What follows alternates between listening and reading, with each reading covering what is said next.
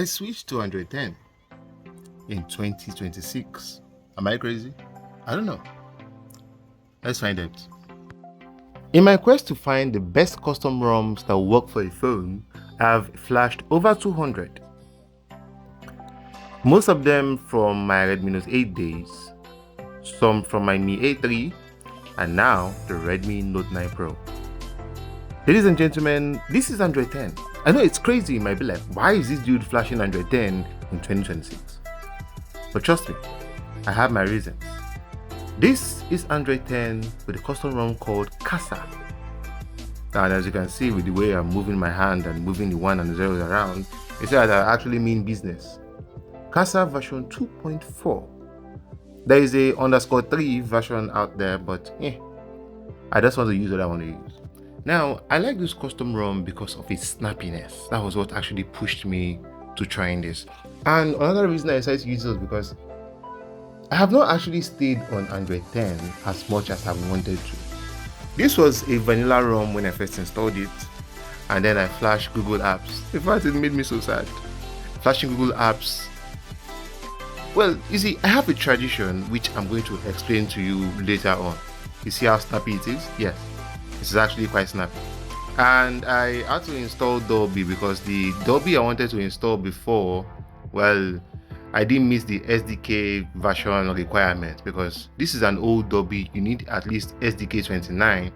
But the one I always installed in my videos that I wanted to install, I needed SDK 30 to be able to do that. Now, what do we have here? This ROM is good. Why? It is stable. The battery is great.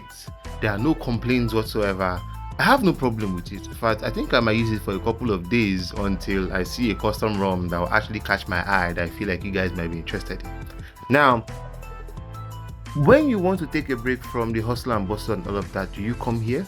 I'll tell you why you should and why you shouldn't. You see, whenever I flash a custom ROM, especially Android 16 and all, I always have a Xender folder that I have all the backup apps that I need. I put into my phone after restoring, or should I say extracting, and install the Xender application, and then I go all the way down to files in Xender, click on file storage, go to Xender, click on the APK, and I want to install them. But you can see them here, the ones I have here, I cannot install from Chrome to Google to YouTube to VLC. Why? Because these guys, I think, correct me if I'm wrong, these guys are built on the Android 16 architecture. Even the Gcam I had did not work, but if you can see here, I have a Gcam installed. I'll leave the link to that one. This one is kind of like universal. It works from Android 10 all the way down to Android 16. So if you decide to try this ROM, there's no problem at all. This ROM is actually quite cool. I love it. There are no stress, no crashing whatsoever for anything. Moving on to the home settings, we have, simple settings, which used to be the thing of the day back then, before everything changed and the Fire Nation attacked. Sorry, no pun intended. Well, moving on, we have the battery section. Like I said, the battery is stable. The battery is actually good. It's nice for a daily driver. I get up to how many hours again? A couple of hours there, but when you try it, you see it for yourself, you can figure it out. A couple of hours I get. And moving on to the customization settings. The settings are much, but not much in a much traditional sense. Now for the lock screen here, you can see I have iOS lock screen on my phone, which you can toggle up in the lock screen customization settings, okay, for the interface.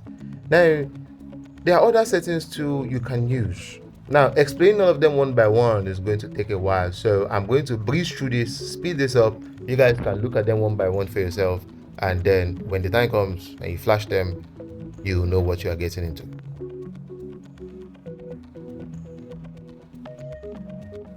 Now, in the miscellaneous aspects, there are also a couple of customizations there you can use, and there's a gaming mode, that's cool. I didn't know there was a gaming mode. Show SPS Display info, and let me add applications. I have Call of Duty here, and I have GTA San Andreas. Yes, I have GTA San Andreas. It's Android 10, so it's going to work. So I have GTA San Andreas there. Once I'm done with editing this video, I'm going back to go play. So in the game mode section, you can do a couple of other things. You can, I guess, unlock high FPS in games. So look, you can have fun with the miscellaneous section. This ROM is practically other ROMs, I mean other customization options in other custom ROMs, except this one is just Android 10. If you like it, you can try it out. Let me know what you think in the comments.